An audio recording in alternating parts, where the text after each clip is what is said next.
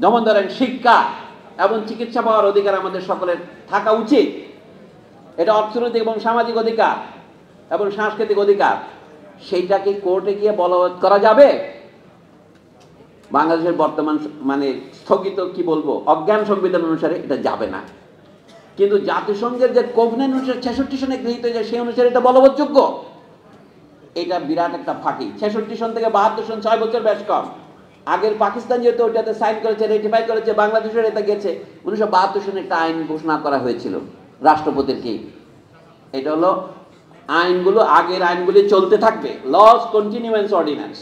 এটা অনুসারে পুরনো পাকিস্তানি আমলের আইন শুধু না, ব্রিটিশ আমলের আইনও চলছে। তাহলে এটা চলবে না কেন?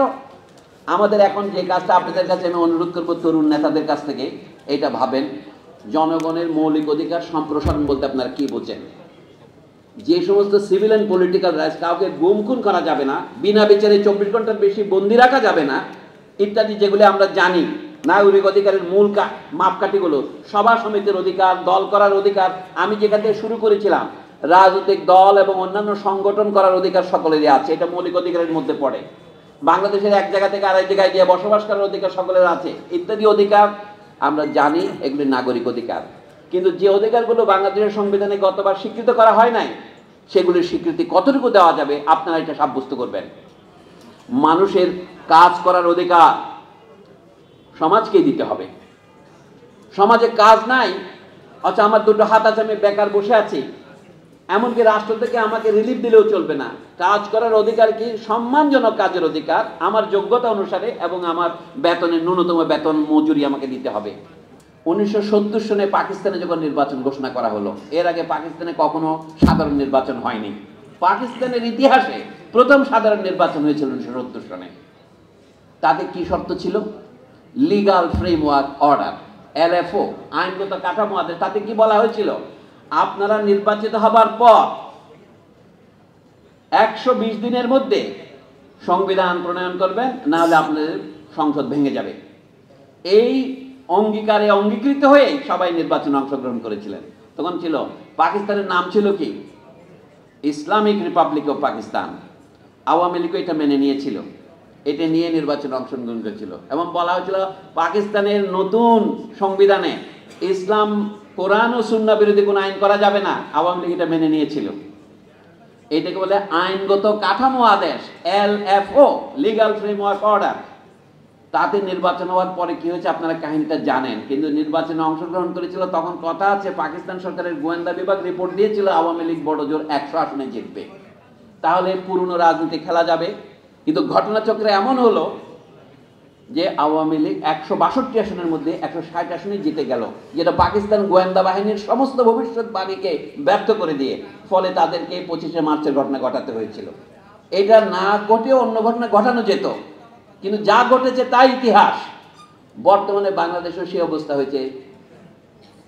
2024 সনের 36শে জুলাই যেটা আপনারা বলেন ভালোবেসে, সেইটাও কিন্তু গোয়েন্দা বাহিনী দেখতে সমর্থ হয়নি। শুধু বাংলাদেশের গোয়েন্দা বাহিনী নয়, বিদেশের গোয়েন্দারাও দেখতে পারেনি, এমনকি বিলেতের গোয়েন্দারাও যে বুঝতে পারে না। বোঝা যায় তারা বিলেতের পার্লামেন্টের সদস্যরাও যে সম্প্রতি কি সিদ্ধান্ত দিয়েছিল, আবার সেটা প্রত্যাহার করলো। অতএব মানুষ এমন সব ঘটনা আমরা ঘটাতে পারি যেটা আমাদের সার্বভৌম ইচ্ছার বহিঃপ্রকাশ। এই জন্য বলি, জনগণের ইচ্ছায় যদি আইন হয়, জনগণের ইচ্ছায় যদি সরকার গঠন করে, তাহলে আমাদের দেশে গণতন্ত্র হবে। এখন গণতন্ত্রের পথে বাধাগুলি কোথায়? জনগণের ইচ্ছা প্রকাশের পথে পথে যেখানে বাধা আছে, সেগুলি চিহ্নিত করা সম্ভব এবং সেগুলি দূর করা সম্ভব। এটি হচ্ছে আমাদের এখন প্রধান কর্তব্য। আমরা যদি ভোটারের বয়স 18 হবে না 17 হবে, এটা আমাদের বড় তর্কের বিষয় নয়। যাদেরকে আমরা ভোটার বলে সাব্যস্ত করি, তাদের ভোটটা কার্যকর হবে কিনা, এটা হচ্ছে আসল কথা। আমরা ভোট দিতে পারবো কিনা, ভোট কেন্দ্র দখল হবে কিনা, এইগুলি যদি নিশ্চিত করতে পারি, অন্যান্যগুলি আমি মনে করি অনেক কম সমস্যা। এখন অনেকে ধরেন আমাদের যারা সংবিধান সংস্কার কমিশন প্রস্তাব দিয়েছে, বাংলাদেশকে 4টা প্রদেশ করতে হবে। এটা ভালো মন্দ আপনারা নির্ধারণ করবেন ভবিষ্যতে। কি এই মুহূর্তে এইটাই প্রধান সমস্যা নয়। এই মুহূর্তে প্রধান সমস্যা হচ্ছে জনগণের ইচ্ছা অনুসারে সংবিধান প্রণীত হবে কিনা, সেটা একটা নির্বাচনের মাধ্যমে করতে হবে। জুলাই অভ্যুত্থানে যারা নেতৃত্ব দিয়েছেন, তারা ঘটনাটা ঘটিয়ে ফেলেছেন। এখন বলা হচ্ছে তারা একটা ঘোষণাপত্র দিতে পারবেন কিনা। আরে যে কাজটা আপনি করেছেন সেটা ঘোষণাপত্র দিতে পারবেন না কেন আপনি? আমরা কি করেছি কাজটা? ঘোষণাপত্র হচ্ছে আমার কাজের একটা বিবরণী, রিপোর্ট পেশ করা। আমি এই কাজটা করেছি। অনেকে মনে করে ঘোষণা দিয়েও বিপ্লব হয়, অনেক সময় বিপ্লব দিয়েও ঘোষণা করে। আজ আমাদের অনেকে ঘোষণাপত্রের ইংরেজি অনুবাদ করেছেন, চার্টার, কেউ বলছে ডিক্লারেশন, কেউ বলছে প্রোক্লেমেশন করেন, অনেকে অনুবাদে এটা আবার ইশতেহারও বলে। আমার মনে হয় আমরা যে ঘটনা ঘটেছি, উই দ্য পিপল, এটা হচ্ছে প্রথম ঘোষণা, এবং we give ourselves this constitution, another ঘোষণা। তাহলে আমরা কি কনস্টিটিউশন নিজেকে দেব? পাকিস্তানের ঘোষণাটা দিয়েছিল আইয়ুব খানের পতনের পরে। নতুন যে সামরিক শাসন, আইয়ুব খান যাকে আমন্ত্রণ করে এনেছিলেন, পাকিস্তানি সামরিক বাহিনীর প্রধান জেনারেল ইয়াহিয়া খান, তারাই এলএফও ঘোষণা করেছিলেন, এবং সেটা মেনেই আমাদের দেশের এবং পশ্চিম পাকিস্তানের সমস্ত রাজনৈতিক নেতা আন্দোলনে অংশগ্রহণ করেছিলেন। আমাদের এখানে কিন্তু সেরকম লিগাল ফ্রেমওয়ার্ক অর্ডার কেউ দেয়নি। এটা দেবে এই বৈষম্য বিরোধী ছাত্র আন্দোলন। আমরা একটা ফ্রেমওয়ার্ক অর্ডার দেব, সেটা হচ্ছে ঘোষণা। বাংলাদেশের নির্বাচনটা এভাবে হতে হবে। এই জন্য কমিশন করেছেন, আলোচনা করেছেন, খুবই ভালো। আমাদের দুটো কথা মনে রাখতে হবে। আপনাদের সাথে আমি শুধু আরেকটা কথা যোগ করি। এখন 1972 সনের সংবিধানটা কেন ফ্যাসিবাদী সংবিধান হয়েছে? আপনাদের মনে প্রশ্ন আছে। দেখেন, এইটা হচ্ছে একটা ব্যুরোক্রেটিক আমলাতান্ত্রিক সংবিধান। আপনি আমেরিকার সংবিধানের সাথে তুলনা করেন, টের পাবেন আমেরিকার সংবিধানের মধ্যে মাত্র 7-8টি ধারা আছে, 7টি ধারা।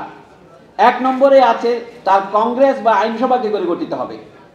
2 নম্বর আছে তার প্রেসিডেন্টের কি ক্ষমতা থাকবে, কি ক্ষমতা থাকবে না। 3 নম্বর আছে তার বিচার বিভাগের কি ক্ষমতা থাকবে, কি থাকবে না।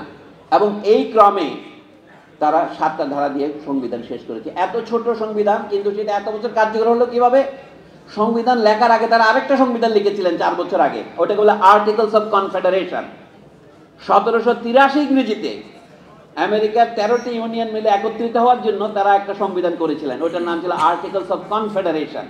কিন্তু সেটা কাজ করছিল না। সেখানে প্রদেশের ক্ষমতা বেশি হবে না কেন্দ্রের ক্ষমতা বেশি হবে, এই তর্ক মীমাংসা করতে গিয়ে 1787 সনে 4 বছর পরে তারা বর্তমান সংবিধানটা গ্রহণ করে। কিন্তু এটা গ্রহণ করার পরে তারা দেখলো কি জনগণের অধিকার কথাটা কোথাও লেখা হয় নাই। লক্ষ্য করেন, 4 বছর পরে 1791 সনে আমেরিকার যারা সংবিধান প্রণয়ন করেছিলেন তারা বলে, হায় হায়, একটা জিনিস আমরা ভুলে গেছি। যে জনগণের নামে আমরা এই সংবিধান লিখলাম, সেই জনগণের আর কি অধিকার আছে যেটা আমাদের চেয়েও বেশি, সেটা আমাদের আনতে হবে। সেটা হলো বাক স্বাধীনতা, সংবাদপত্রের স্বাধীনতা, ব্যক্তি স্বাধীনতা, এইগুলি 10টা অধিকার তারা লিখলেন বিল অফ রাইটস, অধিকারের সনদ নামে।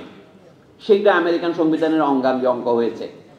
যে কোনো মানুষ তার রাজনৈতিক মত প্রকাশের স্বাধীনতা ভোগ করবেন, মত প্রকাশের জন্য তাকে কোনো রকমের নির্যাতন করা যাবে না। আরো বহু রকমের আছে, এইগুলির নাম হচ্ছে বিল অফ রাইটস। এখন আধুনিক কালে গত 250 বছর আমাদের কি অভিজ্ঞতা হয়েছে? আমি এটা দিয়ে বলছি, আমাদের 2 ধরনের অধিকারের কথা এখন সংবিধানে স্বীকৃত হয়েছে সারা পৃথিবীতে। জাতিসংঘ 1948 সনে মানবাধিকারের সার্বজনীন ঘোষণা দিয়েছেন। সেই ঘোষণার অনুবলে 18 বছর পরে তারা 2টো আইন করেছেন। কারণ ঘোষণাটা ঘোষণা, ওইটা আইন নয়। আইন হয়েছে কি, একদল অধিকারের নাম হচ্ছে নাগরিক অধিকারের ঘোষণা, সিভিল এন্ড পলিটিক্যাল রাইটস। আর এটা 1966 সনে নিয়েছেন অর্থনৈতিক, সামাজিক এবং সাংস্কৃতিক অধিকারের ঘোষণা।